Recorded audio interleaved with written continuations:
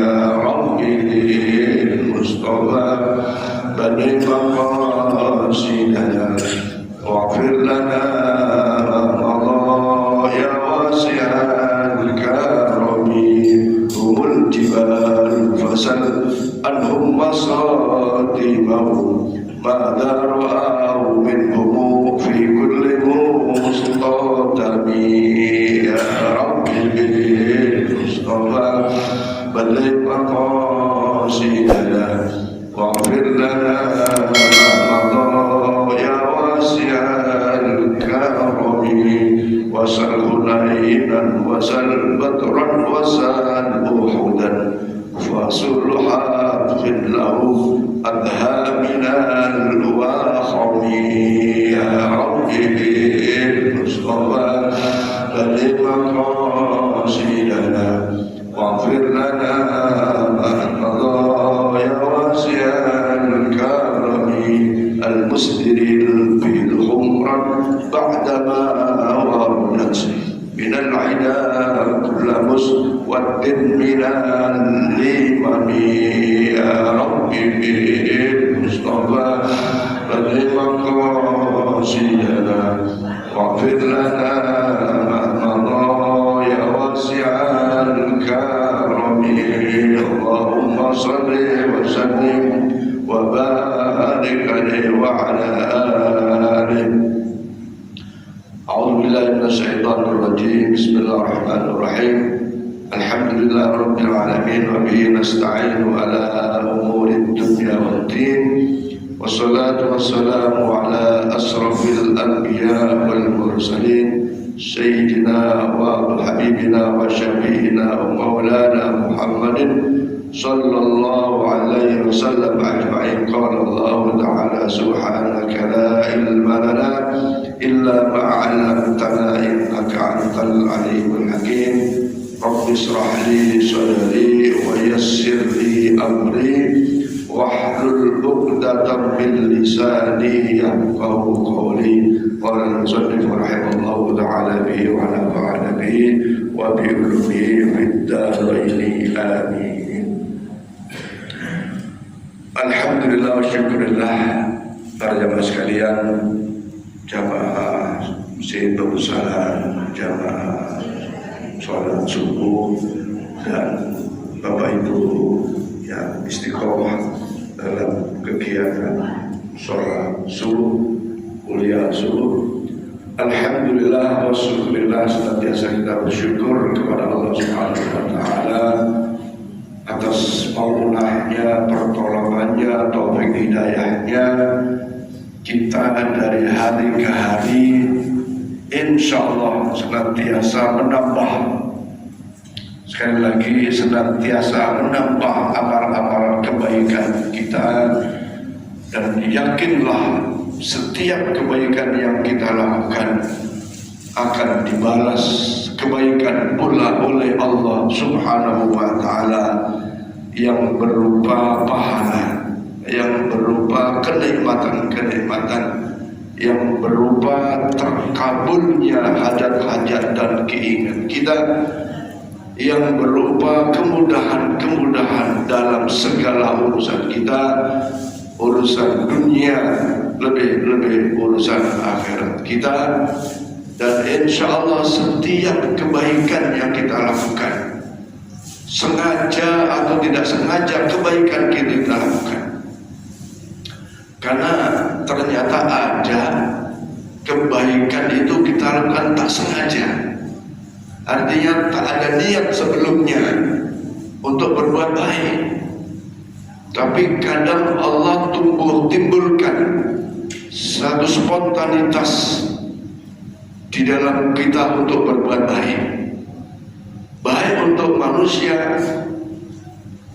juga untuk hamba-hamba Allah yang lain, atau bahkan makhluk-makhluk Allah yang lain. Ada nggak Bu? Nggak ada niat baik, tahu-tahu spontan berbuat baik. Ada tuh, nggak ada niat sebelumnya. Ya. Begitulah cara Allah dalam rangka tazidul iman, menambah keimanannya kepada Allah, dalam arti menambah bekal, dalam arti melakukan amal-amal soleh, melakukan kebaikan. Apalagi kalau kebaikannya itu diniati semata mengharap rahmat dan ridha Allah Subhanahu wa ta'ala. Tambah lagi. Kenapa tambah? Karena ada niatan lillahi ta'ala. Berbuat baik saja tanpa niat karena spontanitas, ya. Dan bahkan pekerjaan perbuatan baik yang spontanitas itulah ciri daripada sebuah keikhlasan dalam amal-amal kebaikan kita. Maka mudah-mudahan Allah Subhanahu wa ta'ala dengan barokah istiqomah, karena saya sering mengajak kepada diri saya dan kita semua keluarga, istiqomah sangat-sangat penting, sangat penting. Karena sekali lagi, al-istiqomah khairun min alfi karamah. Satu konsistensi dalam sebuah amal kebaikan kalau dilakukan secara terus menerus, walaupun hanya sedikit. Ibu baca Quran pada subuh cuma 2-3 ayat, cuma mengamalkan surat Al-Ikhlas 3 kali umpamanya, tapi istiqomah, maka itu akan menjadi satu alat untuk memudahkan doa-doa kita diijabah oleh Allah Subhanahu wa ta'ala. Bahkan kita akan diberi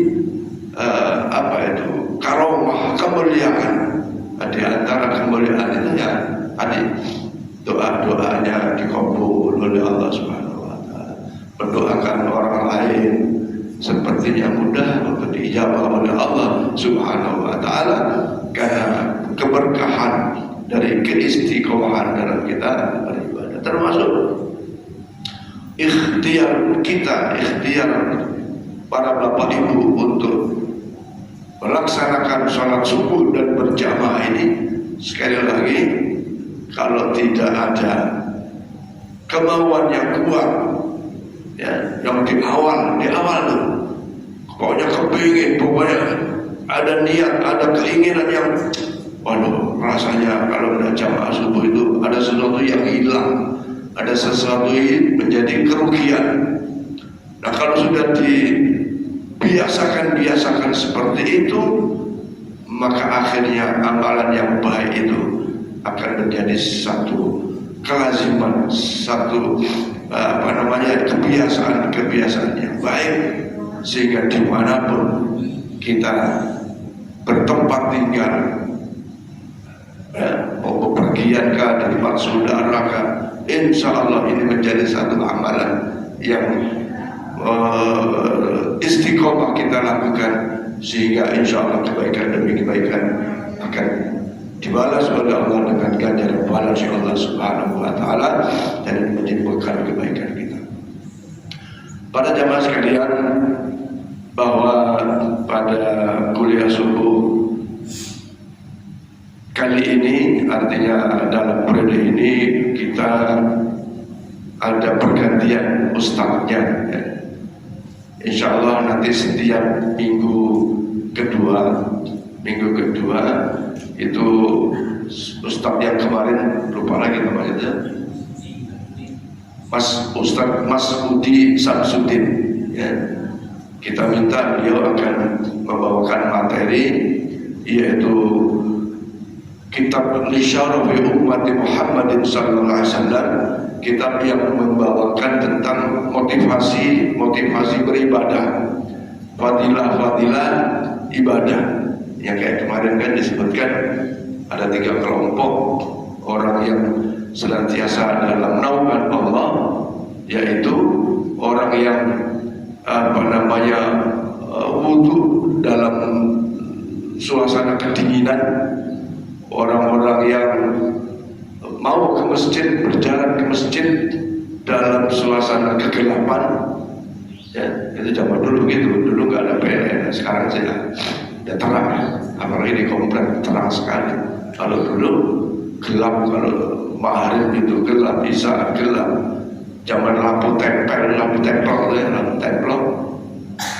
Bahkan dulu kalau orang puasa hari-hari 15 ke atas atau liburan itu masih bikin obor untuk menerangi orang jalan ke masjid.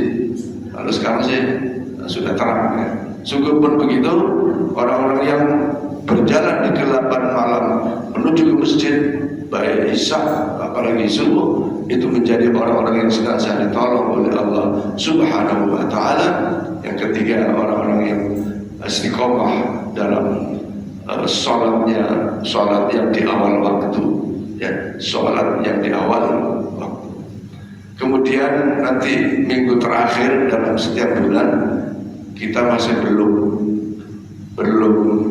menemukan ustadz yang kira-kira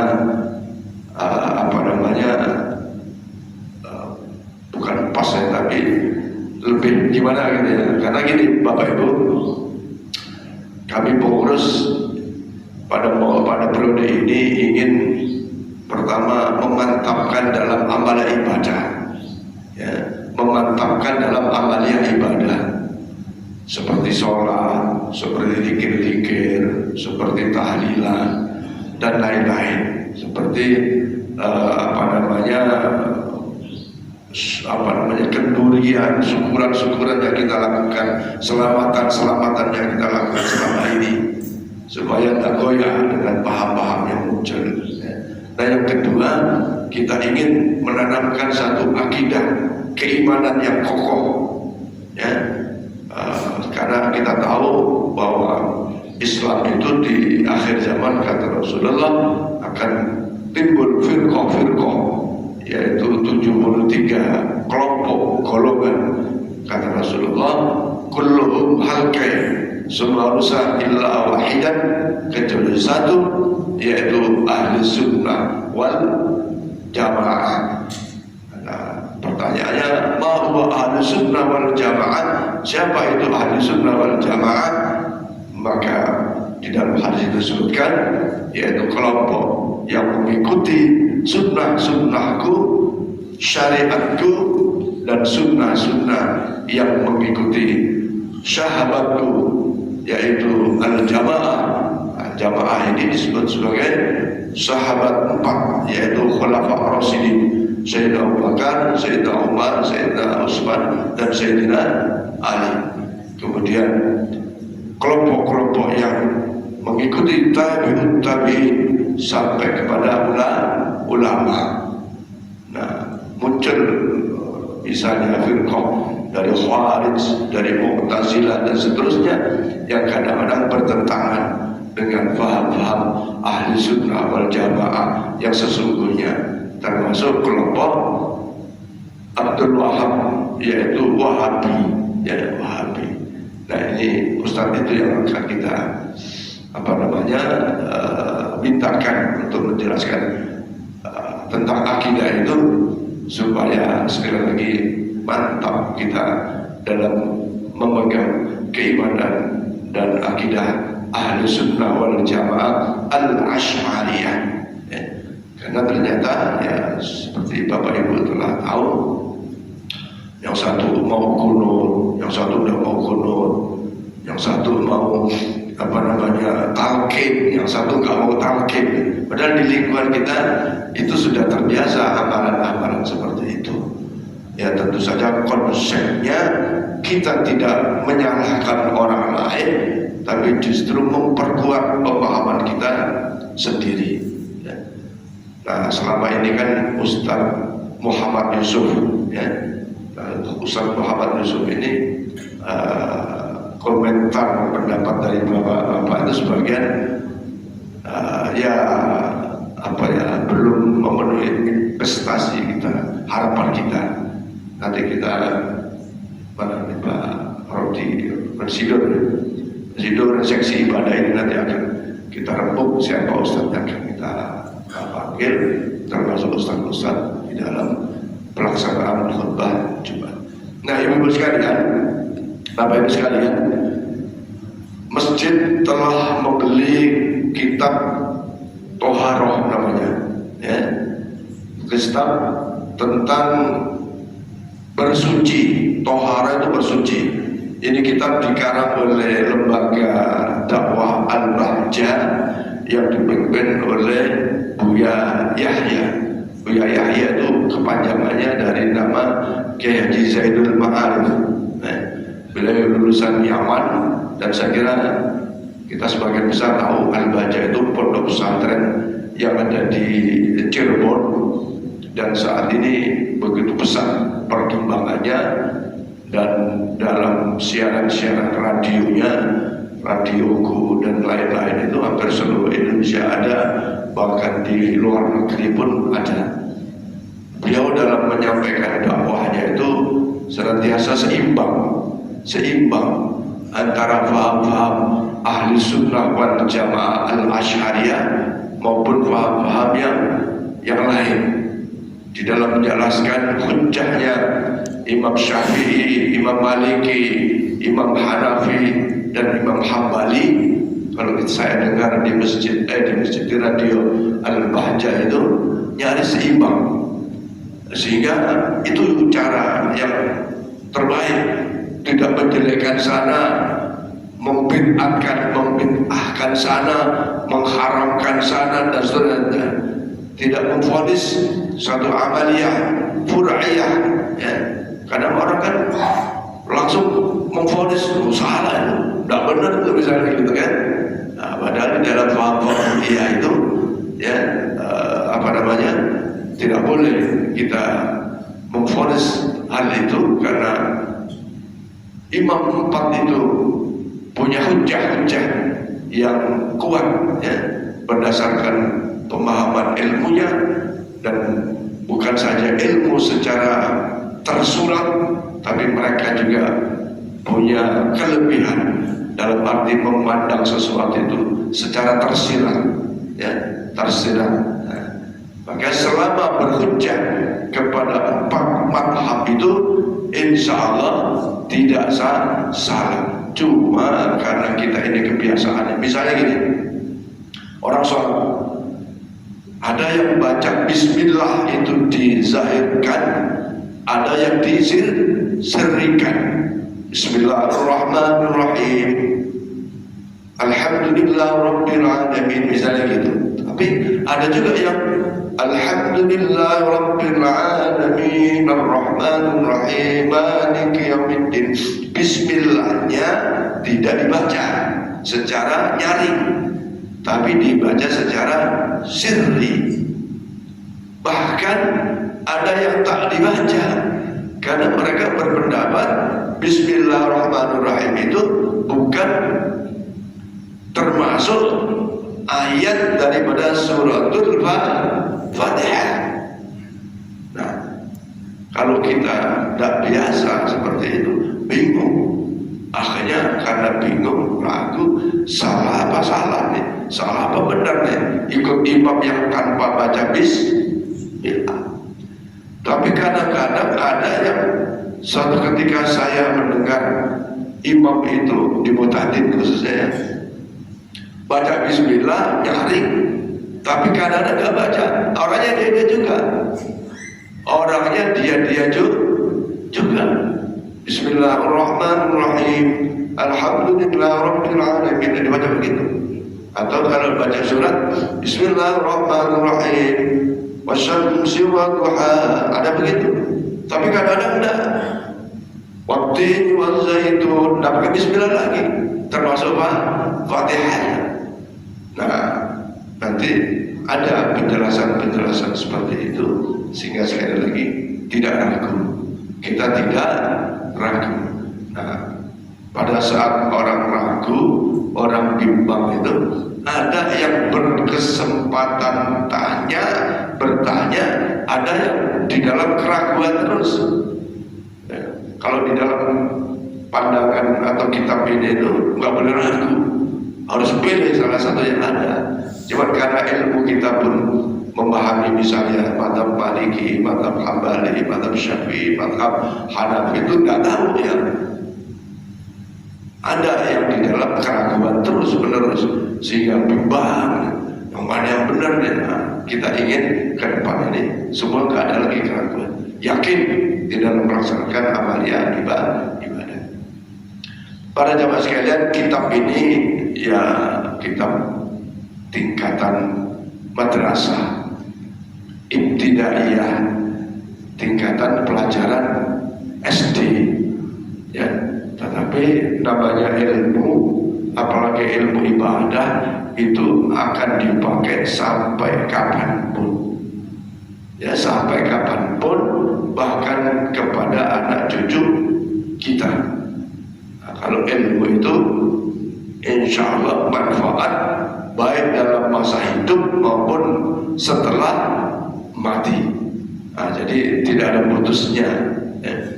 Tetapi kadang-kadang kalau orang bicara pelajaran bab toharo itu seakan-akan bab sepele, padahal Bapak Ibu, Masya Allah, Ibu sholat, Bapak sholat, tak ngerti toharo, bisa jadi sholatnya tidak sah. Karena syarat sholat harus toharo, harus suci. Apa yang suci? Suci dari hadas besar, suci dari hadas kecil, suci badannya, suci pakaiannya, suci tempatnya. Nah, kalau tidak paham itu, ya secara syariat tidak sah sholatnya. Maka harus paham tentang toharo ya, tentang bersuci. Contoh lain itu ya, ada orang wudu pakai gayung ya, wudu pakai air satu centong, satu gayung, wudunya dicabut, ditelup begini. Saya lihat di Betul Tatim itu, wah air banyak, dia pakai gayung, wudunya dicabut, dosa. Cawuk lagi dosa, cawuk lagi di air itu juga. Ini menurut pahamnya Imam Syafi'i ya, cara wudhu itu tidak sah karena airnya air musta'mal. Kemarin Pak Haji Mulyadi nanya, katanya boleh wudhu dengan air satu gelas, boleh nggak? Bisa nggak? Bisa. Cuma caranya tidak bisa dicelupkan begitu. Caranya harus dituang di telapak kita, tuang sedikit, usaha. Karena menurut pelajaran ini dalam kitabnya Buya yaitu selama masih ada gelembung air di wajah kita, misalnya ketika membasuh wajah ya, ketika masih ada gelembung air di wajah kita, boleh diratakan, boleh diusap ya, ada kan, air itu masih ada bekas di wajah, boleh diupas. Nah, orang-orang yang wudu dengan satu gelas bisa, caranya yang harus benar, caranya harus benar ya. Nah, maka kitab ini akan menjelaskan, kitabnya kecil ya, akan menjelaskan hal itu. Dan untuk lebih istilahnya itu mendekati keinginan daripada para jamaah, ya idealnya memang ditanyakan tentang sesuatu yang berkaitan dengan tadi misalnya toharo atau yang lain-lainnya ya. Baik para jamaah sekalian, saya baca kitab ini, jadi nanti minggu kedua Pak Ustaz Mahmud Mas Budi Samsudin, saya lupa Mas Budi Samsudin ya. Nanti yang minggu terakhir kita akan putuskan Ustaz siapa. Boleh Bapak Ibu punya pendapat, saran tentang Ustaz, silakan. Atau langsung kita lanjutkan Ustaz Muhammad Yusuf ya, memang dia tuh tinggalnya di sana, tinggalnya di Pak Benceng, di pesantren Matlahul Anwar, agak jauh memang ya. Sebenarnya yang enak tuh Ustaz yang ada di Khulafaur Rasyidin, cuman Pak Ustaz Ahmad Sodik itu sakit ya. Ustaz yang lain waktu itu Ustaz Mukarram, tapi katanya agak kaku ya, terlalu textbook gitu ya. Ya, jadi sedang dicari gitu ya. Kemudian di sela-sela itu ya biar saya yang mengisinya untuk supaya beban biayanya nggak berat ya, beban biayanya nggak berat karena pemasukan dari kota amal setiap Jumat itu kita belum jutaan, kadang-kadang di bawah 1 juta, kadang-kadang di atas 1 juta. Sementara kegiatan kita sudah mulai nambah, TPA sudah mulai nambah, pengeluarannya honor para guru-gurunya. Sementara TPA itu kita menggratiskan kepada peserta TPA. Nah, nanti pada saatnya sudah jalan dengan baik, maka ya sesungguhnya kalaulah yang misi kota amal itu semakin hari semakin banyak, insya Allah kita akan terpenuhi kebutuhan-kebutuhannya. Makanya sekarang keadaan kas kita masih minus. Alhamdulillah ditambah lagi kota amal melalui kuliah subuh. Nah, itu setiap minggu dilaporin itu sama Pak Bari. Cuman laporannya gabung dengan laporan masjid. Saya lihat ada 200.000, ada 160, 204, ada 100 berapa gitu. Itu ada semua tercatat dari kresek yang berjalan itu. Nah, makanya mulai minggu kemarin kita tak lagi sarapan lontong sayur, nasi kuning atau bubur pedas ya, bubur. Nah, sekarang sarapan dengan dengan gorengan ya. Kalau yang awal-awal ada donatur tetap ya, tapi sekarang ya begitulah situasinya. Saya kira pasti Bapak Ibu tidak nyari makanannya, tapi nyari pahalanya. Duduk dengan etikaf segini, insya Allah sekali lagi jadi bekal apa namanya kita. Nah, anak-anak remaja ya, yang lalu ada Digo, ada Nova, ada sekarang nggak ada makanannya, yang ada cuma faras saja. Baik Bapak-Bapak sekalian, jadi minggu pertama, minggu ketiga, insya Allah nanti saya yang isi dengan menggunakan kitab ini ya. Bismillahirrahmanirrahim. Qala musannifu rahimallahu ta'ala bi wa nafa'ani wa bi ulumi fid dharain amin. Al-babul awal at-taharah. Bab pertama tentang taharah, tentang bersuci ya. Ma huwa taharah? Apa taharah itu? Taharah ini saya baca terjemahnya saja. Taharah itu menurut bahasa adalah suci dan bersih. Menurut bahasa, menurut lughah ya. Tapi taharah menurut al-istilah, artinya pengertian secara syariat adalah, menurut istilah itu adalah fikih tentang menyucikan sesuatu dari hadas kecil maupun dari najis ya. Jadi toharoh menurut ilmu fikih itu adalah menyucikan sesuatu. Apa sesuatu itu? Sesuatu itu adalah anggota tubuh ya, anggota tubuh yang wajib dibasuh karena hadas ya, badan kita ya karena hadas ya, baik karena najis maupun karena hadas. Karena najis jelas ya, tangan ibu, badan ibu bapak mau sholat maka harus bersih, dihilangkan dengan cara toharoh, dengan cara membersihkan. Bagaimana membersihkan? Boleh jadi dengan air, boleh jadi dengan batu, dan boleh jadi dengan debu ya, atau boleh jadi dengan sesuatu yang namanya dabaih atau dubai, yaitu kulit binatang yang suci. Misalnya di tangan ada kotoran kayak cecak misalnya, kan bisa disiram dengan air, bisa dihilangkan sesuatu seperti batu dicongkel dibuang sehingga ainun najisnya hilang. Apa ainun najis itu? Ainun najis itu najis yang nampak, najis yang tampak. Kemudian ada yang bersuci karena hadas. Misalnya ibu mau sholat karena buang angin, ya wajib nggak wudu? Wajib nggak tohara? Wajib, karena ada hadas. Apalagi hadas besar.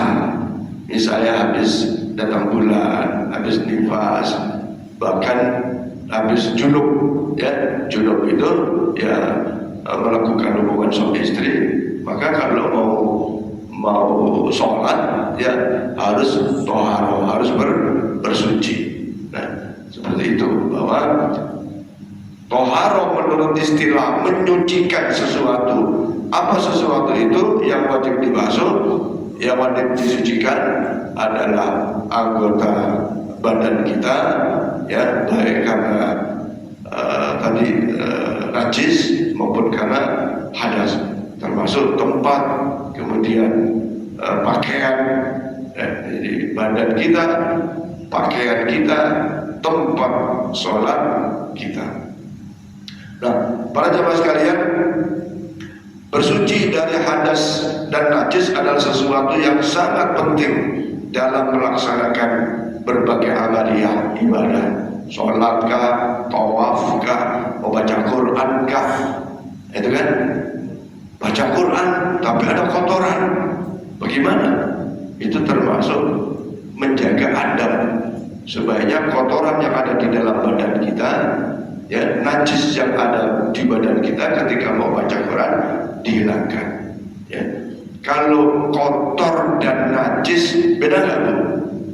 Tangan kita belepotan, lumpur, itu najis apa kotor? Kotor. Kalau kotor boleh nggak sholat? Boleh. Ya.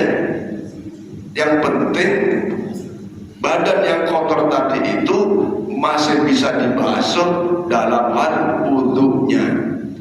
Misalnya badan kita didengkul lutut kotor, boleh nggak sholat? Boleh. Kenapa? Karena anggota wudhu tidak sampai di lutut.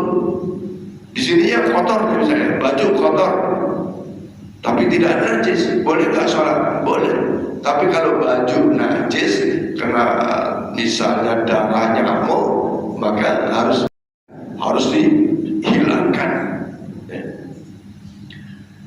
Ibu sekalian, di rumah misalnya lantai kita sebesar ini, sebentar ini. Ya. Terus ternyata ada cucu kencing di antara ini, ya kencing. Kemudian kita tempat sholat hanya di sini. Nah, bagaimana cara mencucikannya? Apakah kita siram semua begitu sehingga semua halaman lantai itu basah? Atau bagaimana caranya? Caranya adalah yang pertama, hilangkan ainun najisnya. Ya, karena najis itu ada dua, ada najis hukmiyah, ada najis ainiyah. Maka caranya kalau lantai tempat sholat kita dikencingi oleh cucu kita atau ada benda najis, maka tempat yang kena benda najis ini dihilangkan dulu, dilap dulu, ya, dilap dulu. Kemudian sudah tak nampak ainun najisnya, baru dikasih air, ya, baru dikasih air, dilap lagi. Cuman ngelapnya jangan lap yang pakai yang pertama tadi, karena lap yang pertama itu pasti ada unsur najisnya. Ya, ini yang harus kita pahami tentang tempat yang terkena najis digunakan untuk sholat. Kalau tidak digunakan untuk sholat ya tidak apa-apa, dilap gitu aja udah selesai. Apalagi itu sudah kering. Kan? Ada orang tuh di rumahnya sholatnya yang enak tuh di ruang tamu, di ruang tamu. Padahal ruang tamunya itu habis ada tamu, ada anak kecil, anaknya kencing, ya kan? Akhirnya tidak mau lagi sholat di situ. Padahal sesungguhnya bisa sholat di situ dengan cara ainun najisnya dihilangkan dulu, baru diusap. Bahkan kalau di dalam kitab fikih itu kencingnya bayi laki-laki ya itu sekedar dilap, tapi kalau kencingnya bayi perempuan bukan sekedar dilap, tapi dilap dan diciprati air baru diusap.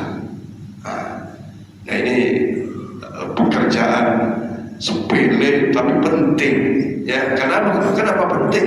Karena kita mau sholat, kita mau tawaf, kita mau membaca Al-Quran dan seterusnya ya.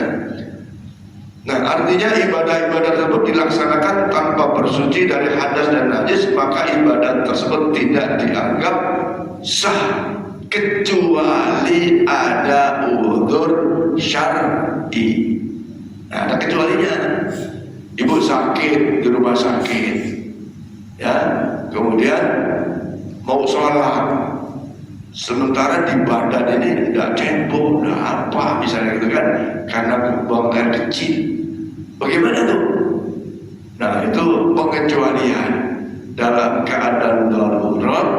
Boleh jadi ibu sholatnya tanpa wudu, hanya bertayamum, mengusap apa yang ada di sekitaran situ, di tempat tidur situ misalnya gitu. Bahkan ada pendapat yang meringankan, boleh sholatnya lihurmatil waktu, luhur sholat Allah, padahal nggak cebok tuh, habis kencing ya darurat, namanya darurat. Ad-daruratu tubihul madzurat dalam kaidah ilmu fikih. Kalau ibu paksakan misalnya pakai ini nih, pakai apa namanya yang ditusukkan infus sana sini, tangan sini infus, terus maksain mau wudu, ibu berdiri lari ke tempat wudu, ya berantakan semua, bukan cepat sembuh malah tambah sakit. Ibu bapak cukup dalam posisinya, terus niat sholat itu dibolehkan dalam keadaan darurat ya. Jangan terus tak sholat, mau dia sakit tak sholat. Sakit itu tanda-tanda datangnya kematian. Tak sholat kan tambah dosa. Nah, apalagi masih sadar sakit tapi masih makan macam-macam tapi tidak sholat ya. Naudzubillah, tsumma naudzubillah. Karena boleh jadi sakit itu tanda datangnya ajal. Nah, maka dalam keadaan darurat boleh tanpa menghilangkan najis, tanpa bersuci. Nah, para jamaah sekalian, maka di dalam toharoh itu ya di sini disebutkan ada yang hukumnya wajib, ada yang hukumnya sunnah, ada yang hukumnya haram, ada yang hukumnya makruh, ada yang hukumnya mubah.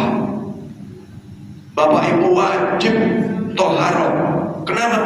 Karena mau sholat. Kenapa? Karena najis. Kenapa? Karena ada hadas. Nah, maka toharoh hukumnya wajib ketika akan melakukan ibadah tadi, sholat, tawaf, baca Quran, maka wajib bertoharoh, bersuci. Kalau hadas kecil dengan berwudu, kalau hadas besar dengan mandi jinabah, mandi junub, ya, mandi junub itu wajib. Kemudian sunnah, ada toharoh tapi sunnah. Apa diantaranya? Toharoh sunnah itu misalnya tajdidul wudu, memperbaharui wudu. Kenapa toharoh sunnah?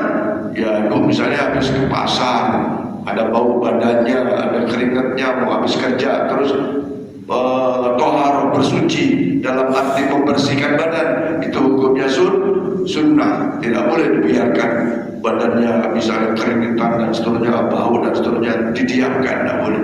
Maka melakukan mandi pada saat kondisi itu hukumnya sunnah. Ada mandi, ada taharah haram, ya, haram, bahkan dosa. Kenapa?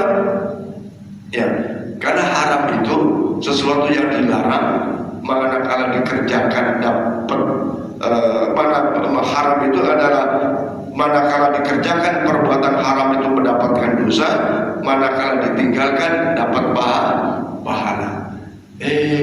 Mandi pakai airnya orang lain, ya, gosok, apa namanya gosok itu, ya, menggunakan milik orang lain, ya, tanpa izin yang punya, ya, mandi dengan air yang haram, mandinya dengan alkohol misalnya kan, dengan minuman keras dan seterusnya, mandi dengan air najis, ya, itu menjadi haram mandinya, ya.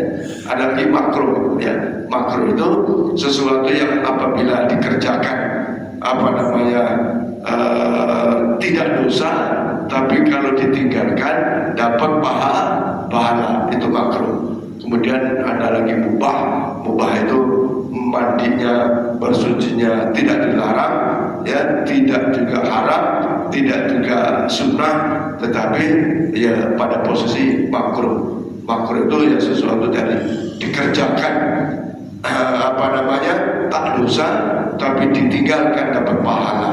Nah, mandi yang mubah itu mandi yang dibolehkan, bersuci yang dibolehkan. Sampai di sini dulu para jamaah sekalian karena sudah waktu syuruk, ya. Insyaallah nanti akan dilanjutkan tentang pasal air apa yang harus kita gunakan untuk bersuci. Nanti ada air thahirun, mutahhirun, ada air mutanajjis, ada air mustahman, ada air sedikit, ada air banyak. Insyaallah nanti pada kesempatan lain kita akan lanjutkan bacaan kita. Wallahu a'lam bishawab. Ada yang ingin ditanyakan mungkin Bu, satu saja. Assalamualaikum warahmatullahi wabarakatuh. Waalaikumsalam warahmatullahi wabarakatuh. Misalkan orang tua Pak, yang khususnya ibu yang udah 80 ke atas, apakah masih diwajibkan untuk sholat Pak? Karena untuk wudhu aja udah susah Pak ya, udahlah apalagi itu sholat. Memang sih ibu saya itu sholatnya duduk Pak ya, tapi masih udah agak berupa, walaupun kadang ingat juga gitu kan ya. Jadi apakah diwajibkan untuk sholat Pak? Terus kalau kita pergi ke luar kota, kan kita kadang sholatnya di masjid, mampir ke masjid Pak ya. Nah, apakah itu tuh harus kita bawa sholat juga? Ya. Baik, para jamaah sekalian, yang harus dilakukan sebagai orang baligh, orang mukallaf, orang taklim, ya, sampai kepada orang yang senantiasa dalam kesadaran, bukan orang yang hilang akal. Nah, kalau orang sepuh sudah umur 80, wajib kan? Ya masih wajib, selama dia ingat, selama masih ada kesadaran, selama masih tidak hilang akal. Tentu saja wajibnya dalam kesadarannya. Artinya, ya maaf ya kalau kita sebut orang pikun udah sholat tapi belum sholat, bahkan udah makan aja udah bilang belum makan. Nah, jadi hukum buat orang-orang yang seperti itu, termasuk orang yang sudah lemah fisiknya, lemah ingatannya, dan bisa jadi lemah keinginannya, ya, keinginannya lemah. Nah, bagaimana? Ya, selama diajak sholat, diingatkan sholat, masih mau sholat, ya silakan aja. Istata'tu, kemampuannya. Ya, kalau lagi jalan diajak mampir ke masjid, ayo Bu sholat, iya sholat. Ayo Bu sholat, udah sholat tadi kok, padahal belum sholat. Namanya seperti itu, memang begitu kan. Allah ciptakan manusia itu dari nggak ada menjadi ada, dari kecil sampai kecil lagi tuh, sampai kayak anak-anak lagi tuh, kencing di mana-mana ada nggak? Doa ada, karena kesadarannya sudah tidak imbang lagi, Bersyukurlah ibu punya orang sepuh seperti itu. Kalau kita ikhlas merawatnya, walaupun dengan susah payah, itu jalan surganya Allah Subhanahu wa ta'ala. Tidak bedanya ibu pada saat kecil tidak ngerti apa-apa, tapi kedua orang tua kita merawat kita, ya. Nah, giliran orang tua sudah kembali ke kecil, kita yang besar, kita kadang-kadang nggak sabar merawatnya. Itu bedanya situ, ya, bedanya situ. Mudah-mudahan jadi amal kebaikan ibu, ya. Kalau diingatkan sadar, sholat. Diingatkan tidak sadar, entah udah udah sholat tuh, ada yang usah dipaksain, tidak usah dipaksakan. Tapi kalau jalan-jalan bisa, ya selama ingatannya itu masih ada, ya masih ngerti, ya silakan. Jadi hukumnya keadaan darurat seperti itu, wallahu a'lam bishawab, ya. Allah yang Maha tahu, karena Allah yang punya ruh. Ada satu lagi mungkin, Pak Tomo, ada Pak Tomo? Pak Haji sampai ke sini. Assalamualaikum warahmatullahi wabarakatuh. Wassalamualaikum. Mau nanya Pak, kalau bacaan surat Al-Ikhlas itu adabnya gimana Pak? Apakah dari bawah ke atas atau dari atas ke bawah? Saya biasa melihat ada beberapa imam kita bacanya dari bawah ke atas. Setelah surat pertama di bawah, terus kedua ya ke atas. Adabnya mana Pak yang benar itu Pak? Iya. Terima kasih Pak, itu aja Pak. Rasulullah kalau hari Jumat itu sering membaca surat As-Sabihis Al-A'la. Rakaat pertama surat Al-A'la, surat As-Sabihis, bukan Haji Sabihis, surat Sabihis Rabbikal A'la. Rakaat kedua beliau suka membaca surat Al-Ghasyiyah. Nah, kalau dilihat dari urutannya, kan Al-A'la dulu, baru surat Al-Ghasyiyah. Nah, berarti tinggal ditafsirkan saja itu. Yang kedua, Rasulullah kalau sholat isya dalam beberapa hadis disebutkan, rakaat pertama yang dibaca surat Wasyamsi wa duhaha, rakaat kedua wadduha. Ya, itu jadi begitu. Pada saat hari Jumat subuh, ya, Jumat subuh yang dibaca rakaat pertama itu surat As-Sajdah, rakaat kedua surat Al-Insan. Saya baca di dalam kitab Nailul Autor begitu. Sementara surat As-Sajdah dengan surat Al-Insan itu, surat As-Sajdah itu di juz 21, surat Al-Insan itu juz 29. Jadi dari atas ke bawah. Nah, tetapi di dalam hukum membaca surat di dalam sholat tidak ada harus atau wajib seperti itu. Jadi boleh atas ke bawah, bawah ke atas. Tapi pertanyaan Pak Haji sampai ke sini bukan itu yang ditanya, adabnya gitu. Ya kalau adabnya ya ikut seperti yang dicontohkan Rasulullah. Kalau tidak, sholatnya tetap sah. Sholatnya tetap sah. Ya seperti kemarin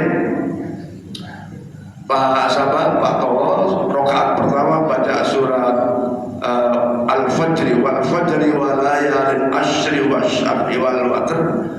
Nah, harusnya kalau adabnya baca la uqsimu bihadzal balad itu. Nah, ini penting. Saya kira pertanyaan bagus. Sekali lagi dalam rangka meraih kebaikan yang lebih. Kebaikan lebih, tetapi tidak mempengaruhi sah dan tidak sahnya sholat.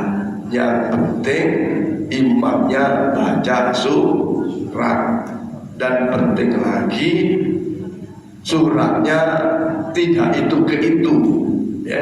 Karena bisa jadi kata dulu Pak Sabigus takut jamaahnya bosan.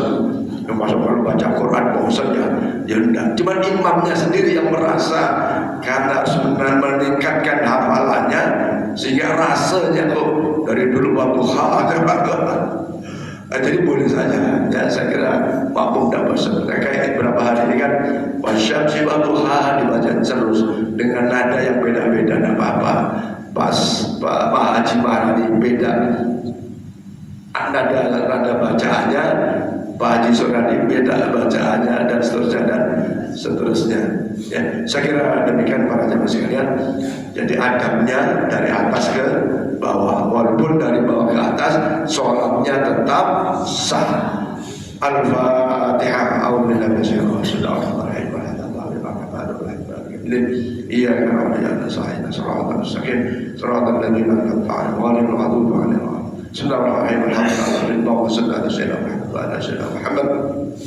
اللهم اغفر لنا ذنوبنا ولوالدينا وارحمهم كما ربونا صغيرا. اللهم ربنا زدنا علما نافعا وعلما تقبلا رزقا واسعا مباركا حلالا طيبا.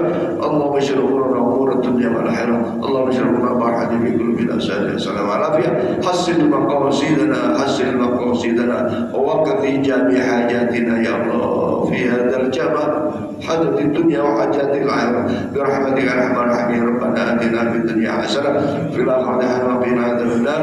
ادخلنا الجنة مع الأبرار يا عزيز الغفار. صلى الله على سيدنا محمد وعلى آله وصحبه وسلم. سبحان ربك رب العزة عما يصفون وسلام على المرسلين والحمد لله رب العالمين.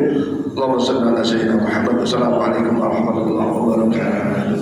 صلى الله على محمد صلى الله عليه وسلم. صلى الله على محمد صلى الله عليه وسلم. صلى